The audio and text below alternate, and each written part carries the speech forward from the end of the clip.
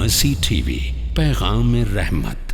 شیخ محترم، اس کے بعد کا جو ہمارا سوال ہے وہ کان میں زکوٰۃ ہے یا نہیں ہے، بھائی پوچھ رہے ہیں۔ کوئلے کی کھان ہے، کھدان ہے، مائنس ہے، تو اس میں زکوٰۃ کیسے دیں گے؟ جی ہاں۔ الجواب بعون الوہاب، سنن نبی داؤد کتاب الخراج، حدیث نمبر 3061، اس کے اندر جو ہے 20% یا 40% دینا ہے۔ یہ جو اس جگہ کے گورنر ہوں گے، ذمہ دار جو ہوں گے، وہ فیصلہ کریں گے۔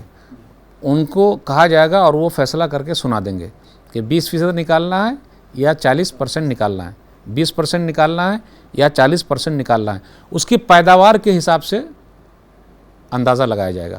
ابو داؤد کی جو روایت ہے اس کے اندر یہ ہے، ربیہ بن ابی عبد الرحمن کسی کے حوالے سے بیان کرتے ہیں کہ رسول اللہ صلی اللہ علیہ وسلم نے ایک حصہ دیا بلال بن حارث مزنی کو، مدان معادن القبیلہ، قبیلہ کے کھدان دیا، وہی من ناحیۃ الفر، یہ فرع کے علاقے میں کہیں پر تھا، فتلک المعادن لا یؤخذ منها الا زکوۃ الی اليوم، تو اس کے بارے میں زکوٰۃ کا جو مسئلہ تھا وہ بیان کیا گیا کہ وہاں سے نکالا جائے آج تک کا۔